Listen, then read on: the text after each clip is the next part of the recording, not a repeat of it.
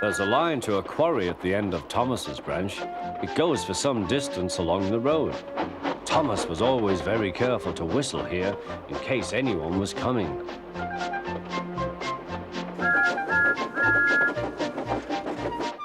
Early one morning, a large policeman was sitting close to the line. Thomas liked policemen. He had been a great friend of the constable who had just retired. Peep, peep, he whistled, "Good morning." Thomas expected that the new constable would be friendly too, but was sorry to see that he didn't look friendly at all. He was red in the face and very cross. "Disgraceful," he spluttered. "I didn't sleep a wink last night. It was so quiet, and now engines come whistling suddenly behind me." "I'm sorry, sir," said Thomas. "I only said good morning." The policeman pointed to Thomas. "Where's your cowcatcher?" he asked. "But I don't catch cows, sir." "Don't be funny," snapped the policeman. He looked at Thomas's wheels. No side plates either, and he wrote in his notebook, "Engines going on public roads must have their wheels covered and a cowcatcher in front to protect people and animals from being dragged under the wheels if they stray onto the line. You haven't, so you are dangerous." "Rubbish," said Thomas's driver. "We've been along here hundreds of times and never had an accident." "That makes it worse," the policeman answered. He wrote "regular lawbreaker" in his book.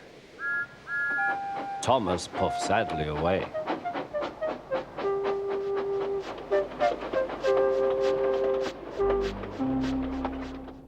The fat controller was having breakfast. He was eating toast and marmalade. The butler came in. "Excuse me, sir, you are wanted on the telephone." "Bother that telephone," said the fat controller. "I'm sorry, my dear," he said to his wife. "Thomas is in trouble with the police, and I must go at once." At the station, Thomas's driver told the fat controller what had happened. Dangerous to the public, indeed. We'll see about that. The fat controller spoke to the policeman. But however much he argued with him, it was no good. "The law is the law," he said, "and we can't change it." The fat controller felt exhausted. "I'm sorry, driver," he said. "It's no use arguing with policemen. We will have to make those cowcatcher things for Thomas, I suppose." "Everyone will laugh, sir," said Thomas. "They'll say I look like a tram." The fat controller stirred. Then he laughed. "Well done, Thomas. Why didn't I think of it before? We want a tram engine.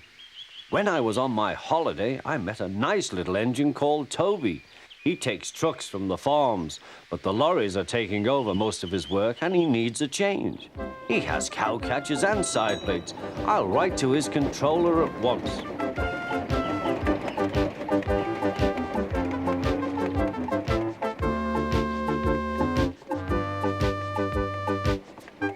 A few days later, Toby arrived. "That's a good engine," said the fat controller. "I see you've brought your coach, Henrietta." "You don't mind, do you, sir?" asked Toby.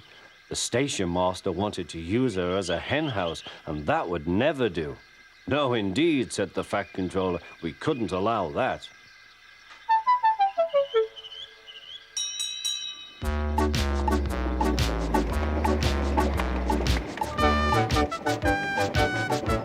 Toby made the silly trucks behave even better than Thomas did.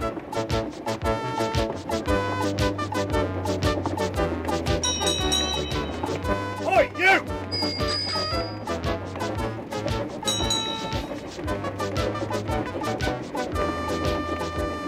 At first, Thomas was jealous, but he was so pleased when Toby rang his bell and frightened the policeman, they've been firm friends ever since.